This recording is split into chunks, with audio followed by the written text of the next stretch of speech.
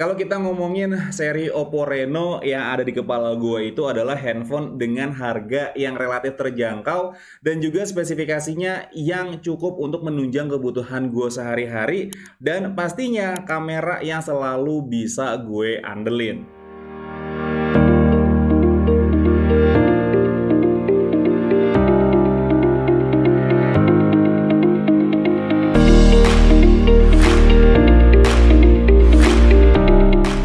Tahun ini Oppo kembali menghadirkan seri Oppo Reno dan yang gue pegang saat ini teman-teman ini adalah Oppo Reno 7. Tapi setelah gue looking kayaknya ada beberapa hal yang di downgrade dari seri Oppo Reno sebelumnya. Oke, kita bahas mengenai desainnya dulu. Jadi gue tuh jujur ya, ini adalah desain yang cakep dan gue sempet jatuh cinta sama desain retronya si Oppo Reno 7 ini. Memang ya, desain mengkotak seperti ini tuh nggak pernah salah gantengnya. Apalagi kalau misalkan kita lihat di bagian backdoornya yang memang dia sudah menggunakan kulit sintetis seperti ini, bikin tampilannya jadi makin elegan. Untuk materialnya, mostly Oppo Reno 7 ini menggunakan bahan polikarbonat yang sebenarnya ini adalah suatu hal yang wajar mengingat ini adalah handphone middle end. Tapi dengan finishing di bagian belakangnya ini yang menggunakan kulit dan ini gue ngerasa sih dia desainnya terinspirasi dari Oppo Find X2 Pro yang memang juga pakai kulit ya teman-teman. Bikin handphonenya yaitu jadi ganteng banget. Nah seperti yang udah gue informasikan sebelumnya, kalau salah satu nilai jual utama dari seri Oppo Reno adalah kameranya. Dan tidak terkecuali di Oppo Reno 7 ini. Jadi Oppo Reno 7 itu punya setup triple kamera dengan lensa utama ada di 64 megapiksel dengan bukaan f1.7. Cuman yang cukup disayangkan teman-teman, untuk dua lensa lainnya ini menurut gue kayaknya nggak penting deh. Karena Oppo Reno 7 itu ngasih lensa mikroskop dan juga depth sensor dengan resolusi yang ada cuma di 2 megapiksel aja. Asli, ini Oppo bercanda kali ya. Ini handphone mid range, harganya 5 jutaan, tapi untuk rekaman video kamera belakangnya itu cuman di 1080 30 fps. Harusnya paling nggak kasih lah di 60 fps. Nah, beralih ke kamera depannya, Oppo Reno 7 punya setup single selfie kamera dengan resolusi ada di 32 megapiksel dan bukaan di f2.4. Dan lagi-lagi, perekaman videonya cuma mampu di 1080 30 fps aja. Jujur, ini handphone bercanda. Tapi biarpun begitu, berikut adalah hasil foto dan video yang berhasil gue ambil dari Oppo Reno 7.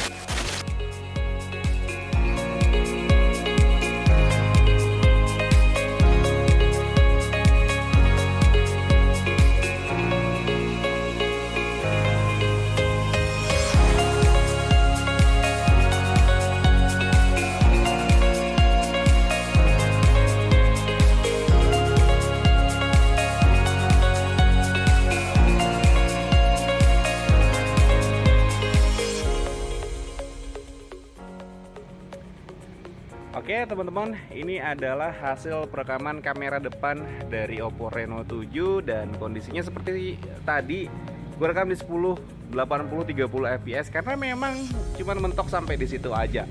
Dan ini gue jalan kaki nggak pakai stabilisasi apapun teman-teman. Dan ini juga adalah mic bawaan dari si Oppo Reno 7-nya. Untuk HDR-nya ini kondisinya memang lagi hujan gerimis teman-teman, jadi langitnya agak mendung, jadi nggak begitu kelihatan warna birunya. Tapi kalau misalkan di backlight seperti ini, muka gue jadi warna kuning banget ya ini ya. Ini warnanya kuning banget. Tapi ya beginilah hasil kamera depan dari si Oppo Reno 7 ini. Berikut ini adalah hasil perekaman video dari Oppo Reno 7 teman-teman. Ini gue jalan kaki seperti biasa ya. Dan ini juga adalah mic bawaan dari si Oppo Reno 7-nya. Kita lihat ini untuk stabilisasinya, kalau dilihat sekarang sih gak begitu kelihatan ya. Tapi nanti kalau misalkan kita lihat di komputer mungkin akan berbeda hasilnya. Jadi seperti ini hasilnya teman-teman untuk kamera belakangnya. Untuk fokusnya, nah ini fokusnya seperti ini teman-teman. Fokusnya lumayan ya. Oke, kita lanjut lagi. Nah, ngomongin masalah chipset dan setelah gue baca-baca ya teman-teman ya, ini spesifikasi chipsetnya dia pakai Snapdragon 680. Lagi-lagi nih Oppo bercanda nih, parah nih bercandanya nih. No ya, ada handphone dengan harga cuman 1 jutaan aja, dia pakai Snapdragon 680. Ini handphone harganya 5 juta, pakai Snapdragon 680. Entah yang sono kemurahan, apa yang ini kemahalan. Tapi biarpun begitu, Snapdragon 680 ini adalah prosesor yang oke kalau misalkan kita pakai untuk kebutuhan sehari-hari dan juga untuk gaming tipis-tipis. Dengan fabrikasinya yang ada di 6 nanometer dan clock speed maksimal ada di 2,4 GHz. Udah deh, kita lupain aja masalah chipsetnya dan kita beralih ke bagian layarnya. Nah, gue cukup terhibur nih sama layar dari Oppo Reno 7 yang dia sudah menggunakan panel Super AMOLED dengan resolusi ada di Full HD Plus dan juga aspek rasio di 20:9 serta peak brightness sampai dengan 800 nits, dan juga layar ini dia support refresh rate sampai dengan 90 Hz.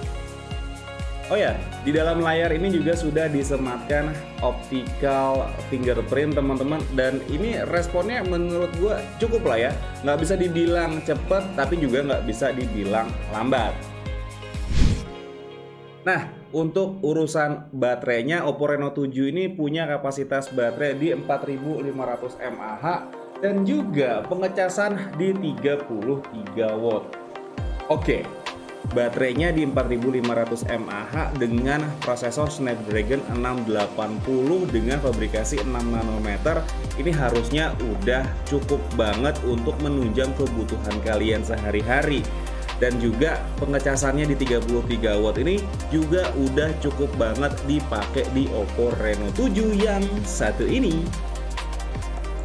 Oh ya, hampir lupa, meskipun si Oppo Reno 7 ini dia nggak punya fitur LED notifikasi, tapi dia punya fitur yang namanya Breathing LED yang bisa nyala di bagian kamera belakangnya ini, dan bisa nyala pada saat handphonenya ini lagi dicas ataupun juga nampilin notifikasi yang masuk di Oppo Reno 7.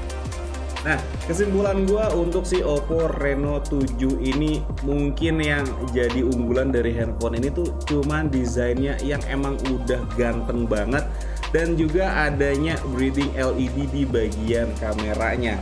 Saran gue, kalau misalkan kalian punya duit 5 jutaan, coba cari-cari lagi handphone yang lain yang bisa kasih spesifikasi lebih oke dari handphone yang satu ini. Dan mungkin segitu aja video gue mengenai si Oppo Reno 7 ini. Kalau misalkan kalian suka sama videonya, boleh di like videonya dan di subscribe channelnya Teman Ponsel. Dan pantengin terus channelnya Teman Ponsel, karena cuma di sini tempat nongkrongnya anak second.